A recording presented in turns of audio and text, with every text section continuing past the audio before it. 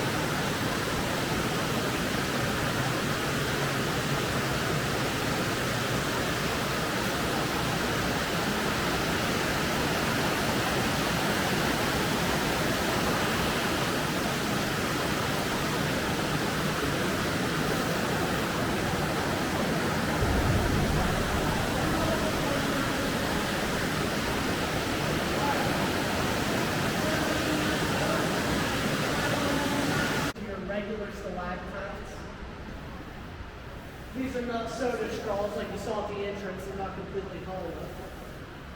It's all made out of a mineral called calcite. Calcite leaks in and builds up over time. It takes about 100 years to grow a cubic centimeter, so we'll never see a change in the cave while we live. Just won't happen. Those thin pieces, we call that cave bacon. We don't have a great sense of humor, so we'll just have to bear with it. But have you guys gone to many caves? Any big names? Mammoth, of course, longest cave in the world. I can think of any other. What's the name of the other ones? Lost River Cave,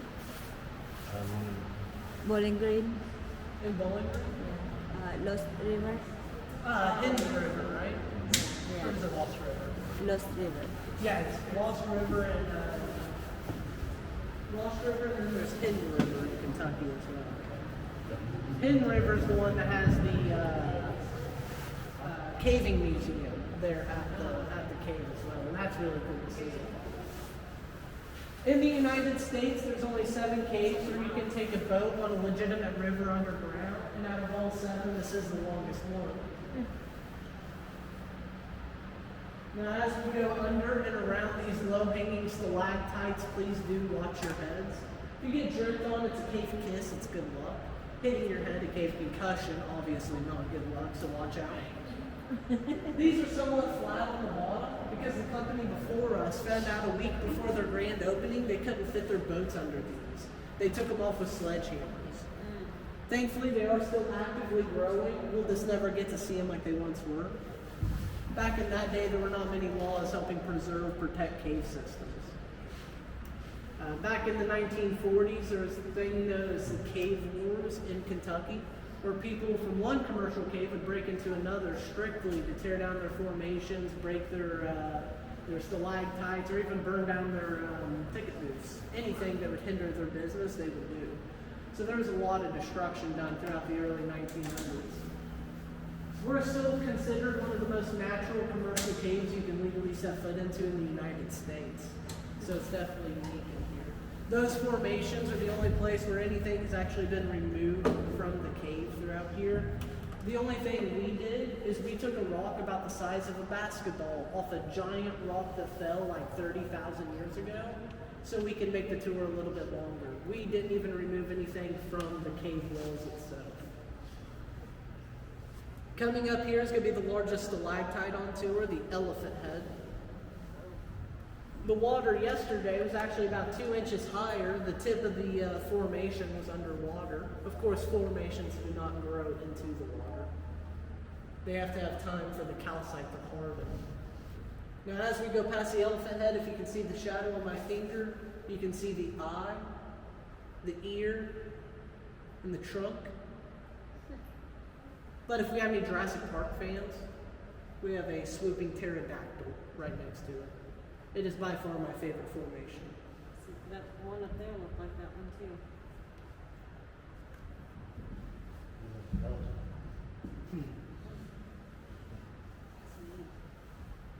Now we are going to be going past a couple larger formations called Flowstones. We are going to be hugging close to the wall on my side as we go through here. As long as you do not lean over the side, I promise I'm not going to hit you off of this. You'll be just fine. Flowstones get their name from water flowing over them. It's how they grow. Any cave that has calcite growing, you're going to find flowstones. It literally just starts when water's running down the wall, and then it slowly builds up, and you get these. The two on the outsides are dry.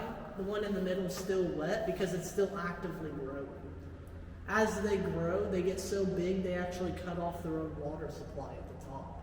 They keep themselves from getting any bigger.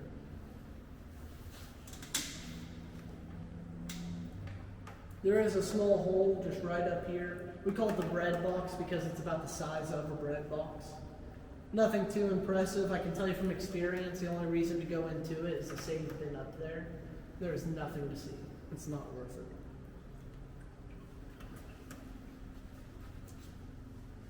If you have any questions, feel free to ask throughout the tour.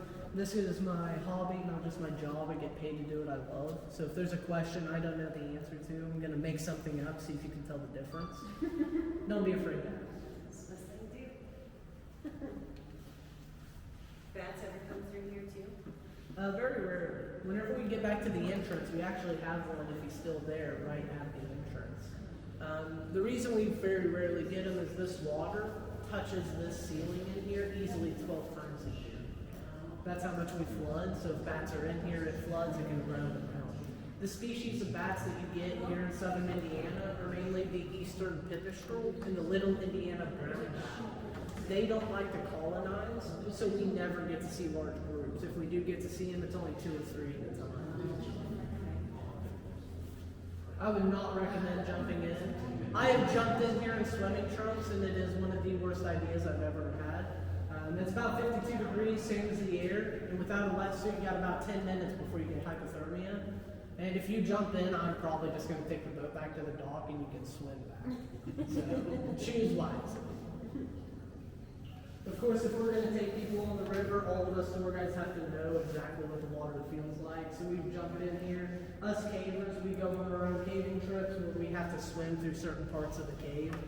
Anytime I get in this water, I have to have a wetsuit. I don't have a choice. How far underground is this? The average depth under the surface throughout the tour is like 75 feet. When we turn the boat around, I'll try and remember to mention it, it'll be about 110 feet. All this water is pumped in by a few dozen underground spring systems that all feed up into the river, and then of course flows out to the east fork of the White River. So it is fairly clean water, of course murky right now because we are getting some surface runoff from all the rain we've had. The only thing in the water that's truly going to hurt you naturally is the magnesium from the limestone. If you drink too much, it's going to act as a natural laxative. So eventually I will allow you to touch the water. I'll let you know when that is. Just don't drink any of it. We'll be just fine.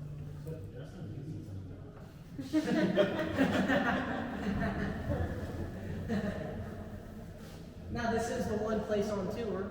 Here, let me give you some light. Try not to blind them too much, but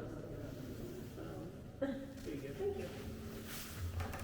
This low ceiling is the only place where you people are allowed to reach up and touch. So if anyone would like. It's just wet rock, nothing too fantastic. What you're feeling up there is that back wall. Thank you for cleaning. Oh, yeah. This is actually a thin layer of shale, and there's no calcite able to leak through here, so you're not hurting anything.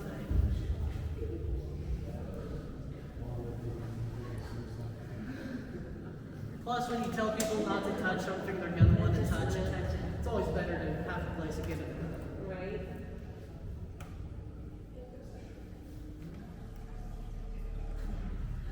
Now coming up is one of our tighter passageways. I'm going to start off by hugging close to the wall on that side, and then we're going to transfer to the wall on my side. This is where you're going to see quite a few light marks right down here on the lower walls where boats actually do hit. If we do hit it all, don't worry. Does not hurt the boat, does not hurt the cave. Everything is just fine. But if we're going to hit, it's going to be on my side. Because we have a ledge coming up here that we refuse to put you under. We call this the guillotine rock, usually about neck level. Don't worry about any of the scratch marks as we pass it. It's not important. This is where adults, anytime on tour, if you do feel like you're going underneath a ledge or you're truly going to hit your head off of a rock, do not be afraid to reach out and push off. I'm not going to yell at you or anything like that. You are more important than the cave is. This should be the only passageway you truly have to worry about. I've gotten pretty good at drifting the boat throughout these caves. And now we're going to start getting into some much older, much larger passageways as we continue on here.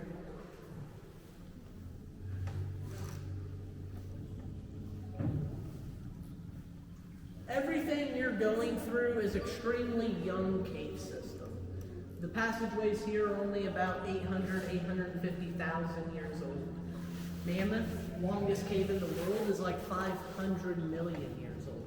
Makes us look like an infant. Our oldest passage is only 1.7 million.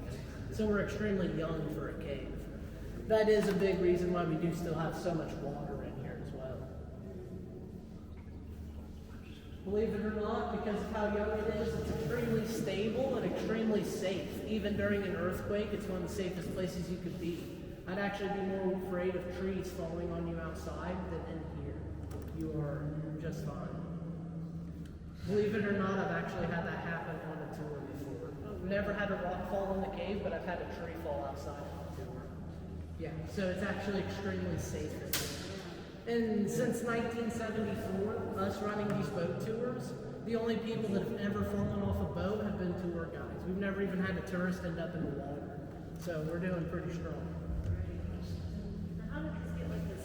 This is all completely natural, called chemical erosion. And this will only form like this in limestone, because the way limestone breaks. Carbonic acid in the water is what slowly erodes through the cracks on the ceilings of walls. One day, a rock won't be able to hold its own weight, it peels off and leaves a nice flat ceiling. This chunk right here is the closest one to falling on tour. That's supposed to be like 3,000 years, so we're never going to get to see it happen.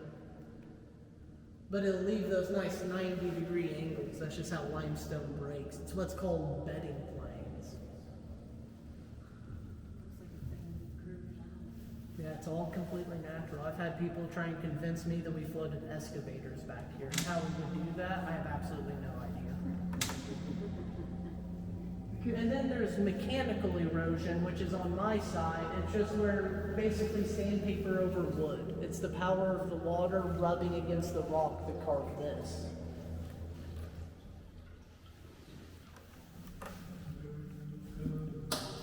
Let me get out of your way a little bit for your camera, because this is 600 feet of straight passage. It's kind of rare to find this long and this straight of a passageway in the cave. Water eats through the weakest part of the stone first, so you get a lot of bends and curves, ups and downs. You usually don't get such a straight passage. Looks like a diamond. And that's from the reflection of the water. Yeah. If I turn the front lights off, now the entire river is just a reflection. And then if you hit the water with the light, it ends up putting these waves up on the wall, or up on the ceiling. Now, because of how wide this passageway is, I'm not worried about anyone hitting their heads or smashing their fingers. If anyone would like, take turns. You can reach over and feel the water. Just don't drink it.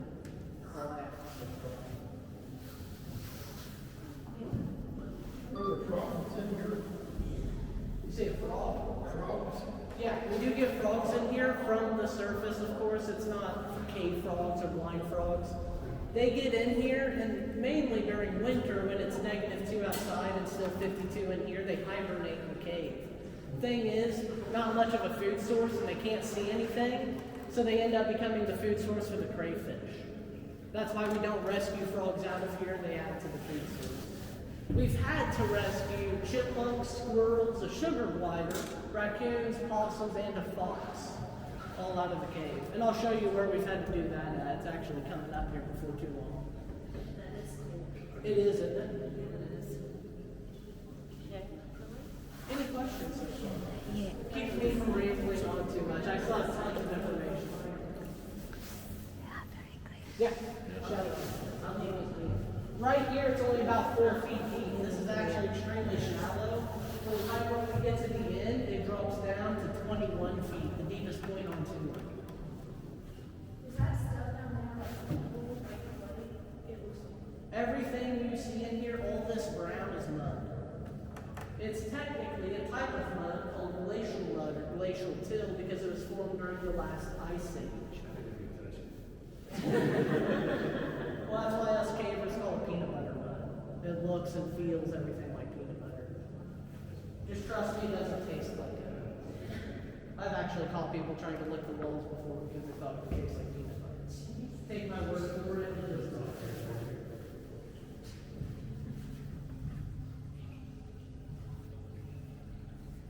And these big white patches you're seeing up in this crack in the ceiling, that is the natural color of the limestone, that white color. Because gravity does still work, mud wasn't able to stick to the ceiling in these spots. Now all these little white dots you're seeing down here on the walls, that's actually a type of fungus called lichen. It's one of the only types of plants that can grow in here without sunlight. There at the entrance, we have a lot of moss and algae buildup because we put lights in the entrance so you can see when you come in. Because of that, plants are able to grow there.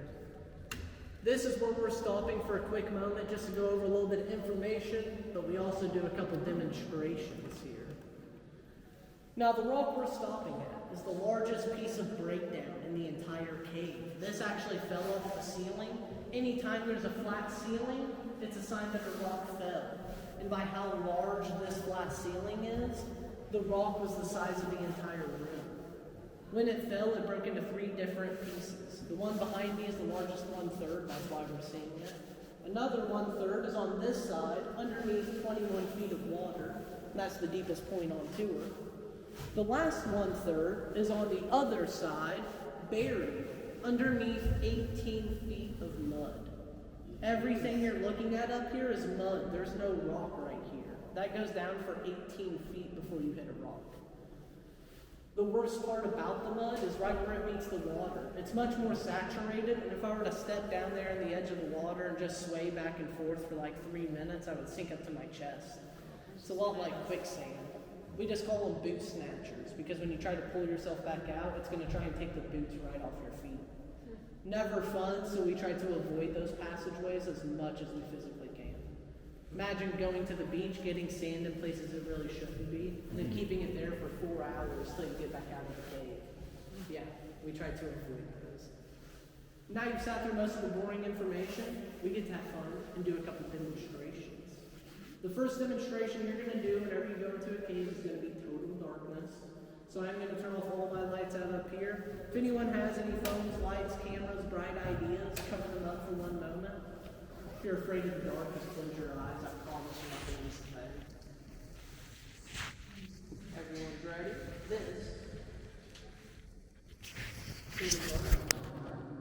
Your eyes can never adjust to this, and right now your pupils are probably about the size of your head. If you were to stay down here for almost 2 weeks, 2 weeks, you run up to the surface, you get that sudden blast of sunlight, it would have the potential to burn your retinas, make you go blind. Saying that, if you want the lights back on, just raise your hands. I know, awful jokes. If you want to prove how dark it is real quick, take your hand, put it in front of your face, make some crazy hand gestures. You can't see it. Just makes you look a little goofy, as you can see. I think with this experience, when I had a kid, I thought you could flip on his ball. That was amazing. Now, the next demonstration is always the most favorite. It's an echo demonstration. What I'm going to be doing for this is I'm going to have you guys on my side scoot down just a little bit. I only need a seat cushion for you, so that'll be perfect right there. As an example, I'm going to take this seat cushion, I'm going to lightly tap it off the boat.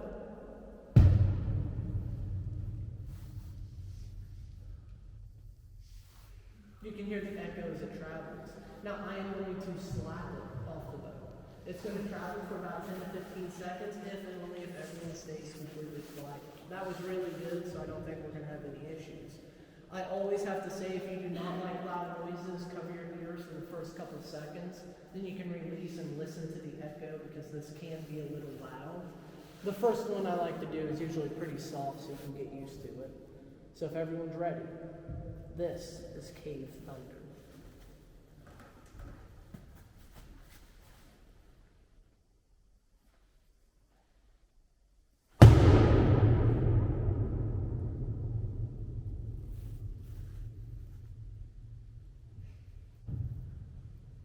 Okay, that's pretty good. We're going to do it one more time, and this one's going to be like thunder. The trick is you just got to curve the seat cushion.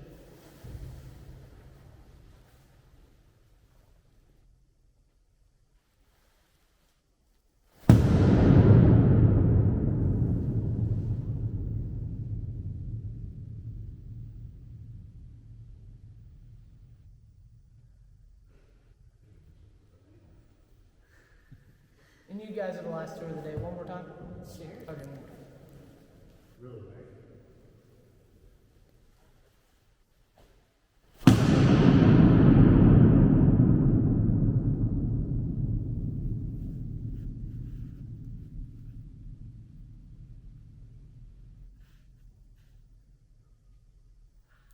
And that's what made this rock fall about 3 days ago.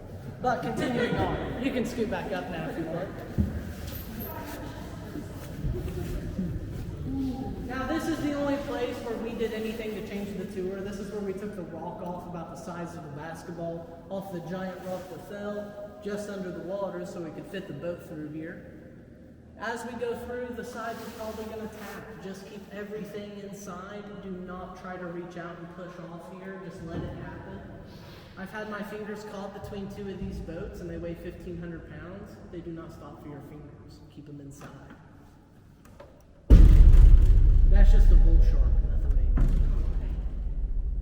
major. Adults, no SS Minnow jokes. It's not a 3-hour tour. Saying that, it's like asking kids nowadays if they know what dial-up is. Every time I say the joke, it gets less and less laughs.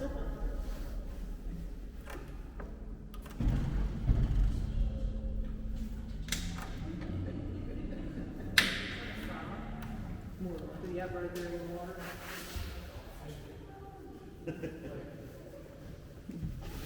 He's just chilling. He doesn't know where he's swimming to. Crayfish will probably find him one of these days. Now the only thing we have to watch out for in here comes in from the there's a cavefish right there. Oh, I see. That white minnow looking thing under the water. Yeah. Kind of hard to see because how murky it is.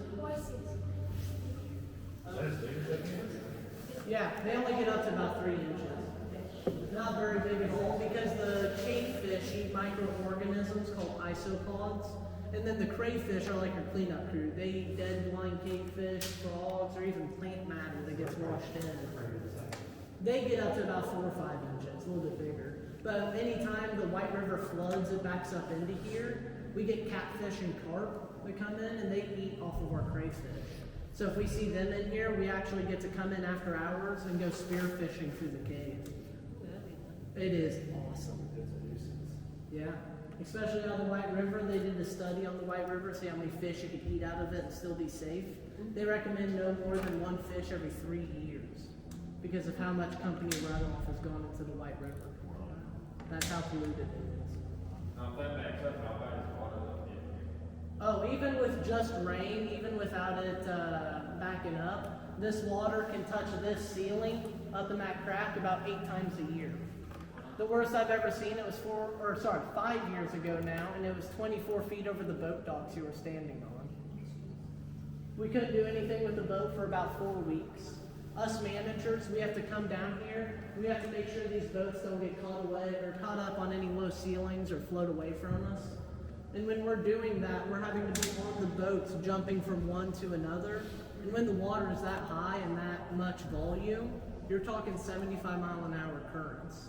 So if you slip in, you're not climbing back onto the boat. You have to truly enjoy your job. It's the most dangerous part of Bluespring Caverns. There are boot prints there. This is the mud bank we usually find the animals on that get washed in here. We're going to be turning the boat around right back here, and on the other side of the wall is the entrance at the bottom of the state's largest sinkhole, and that's where a lot of them get pushed in from. This room we like to call the moon room because the ceiling does kind of look like surface of the moon, giant craters. Of course, all the craters in here are formed by water, not rocks hitting it. This is the oldest part of the passageway on tour that you go through. So this was being formed first. Water had nowhere to go, and it would just circulate and circulate, cutting those craters in the ceiling. Then eventually it was able to open up, try not to blind you, the passageway way back there. And that's what lowered the water level just enough to leave us with the ceiling we have now. And we should be able to see a couple frogs over here. We'll look for them. There's one up there next to the crack in the wall up there. You can almost see that little black line next to him that's kind of shiny. That's actually a salamander up there. I had a kid point that out on my last tour. I didn't even see him. I'm hoping there's going to be another one up here because there was actually a good sized one, probably about 4 or 5 inches right up here. That's kind of rare for us to see cave salamanders this far in. Usually they're right next to the entrances, just so they can get back out for a food source most of the time. So usually you won't see him this far in on the river. We'll see if he's still here or not.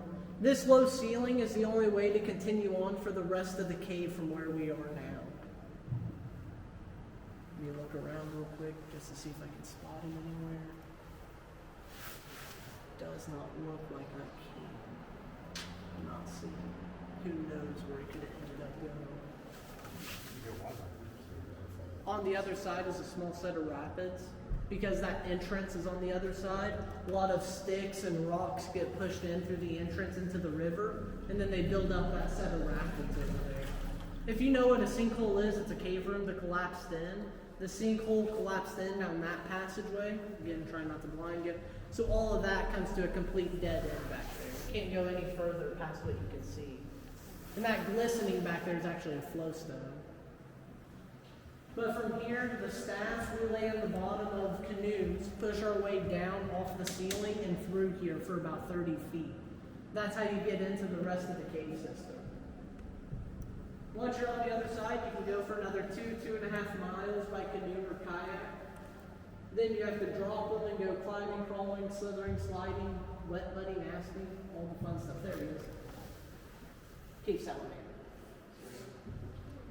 Oh, that's neat.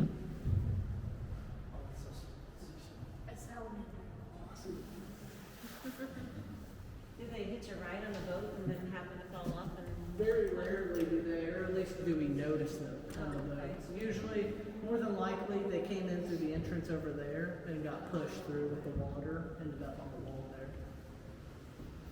what's his little, I like to point out to my tours on the way out is the moose head. I think it looks much more like a moose head on the way out than on the way in. The head area is actually pretty dry, and the backside is pretty wet still. That's because the company before us would allow people to touch it. So oils have built up on that, and that backside is the only part that's going to get any bigger. Now, with how much flooding we get, there is a chance that water can eventually wash away those oils, but it's never going to be in a time we're going to see it. And we're not going to do it because that's not natural. I am going to be docking the boat, keep everything inside, stay seated until I finish. I first started working here like my 5th day of doing my own tours. I had to park in between 2 other boats. I was going full speed into the docks. The corner of the boats were going to hit, and I thought, oh, it'd be a great idea to keep this from happening. So I threw my hand out on the other boat to push it out of the way. Thumb got caught right on the corner, right as they met. Trust me, full boat of people, you can't yell, scream, or cuss, and it hurts a lot more. So keep everything inside. I remember I took 3 caving tours with 96 Boy Scouts that night, and that's the only time I've had to cave without a thumb, and it was terrible.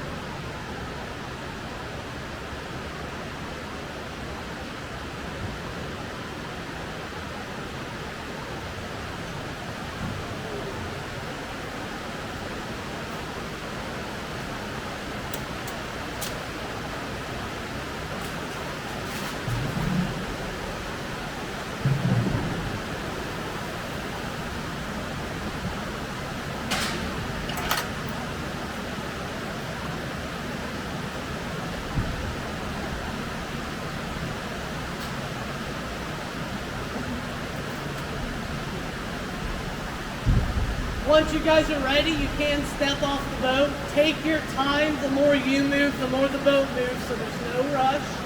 And just wait for me right here in this concrete circle. We will all go up the hill as a group. Once you're ready, take your time.